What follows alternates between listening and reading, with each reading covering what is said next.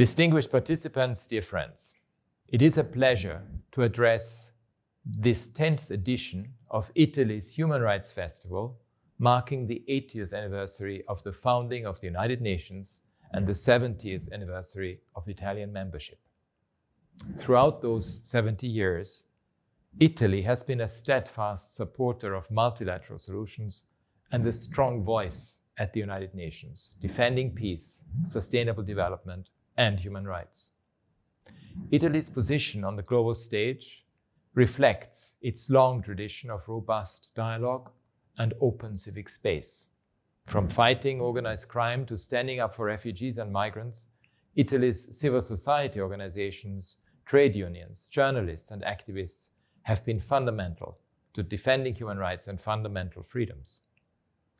That work is even more essential at this difficult moment for people and for human rights. 80 years after the founding of the United Nations, some 120 conflicts rage, from Sudan to Ukraine, from the Democratic Republic of the Congo to Myanmar to Gaza, with a devastating impact on civilians. Even in countries that are supposedly at peace, many people are suffering from economic insecurity, jobs are unstable, and salaries buy less. Climate chaos is already upon us, and the most vulnerable are suffering its deadly consequences. Refugees and migrants are demonized and scapegoated. LGBTIQ+ people face harassment and violence simply for being who they are. Women and girls are subjected to pervasive discrimination, abuse, and even femicide. And new technologies, which could help to solve many of our global challenges, are being misused to manipulate, survey, and control. Your focus today is on the role of the United Nations in these turbulent times. My response is that our founding principles are more important than ever. Today's conflicts and tensions are clear evidence of what happens when countries ignore the United Nations Charter and international law, when force prevails over reason and compassion, when might is right and there is no protection for the vulnerable.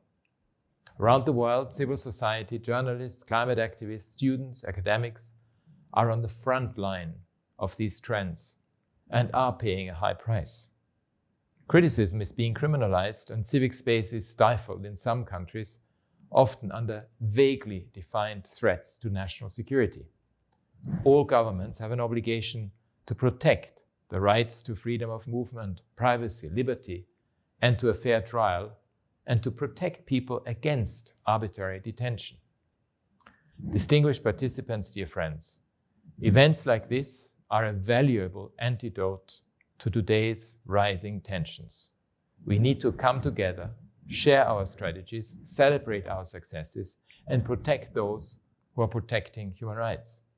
Multilateral solutions are essential and possible when states show political will. The Pact for the Future that was agreed last year is a global agreement to update multilateralism and modernize international cooperation to address the realities of today and tomorrow. Civil society played an important part in drafting the pact. Your voices will be essential to implementing it in a way that reinforces the UN Charter and the Universal Declaration of Human Rights.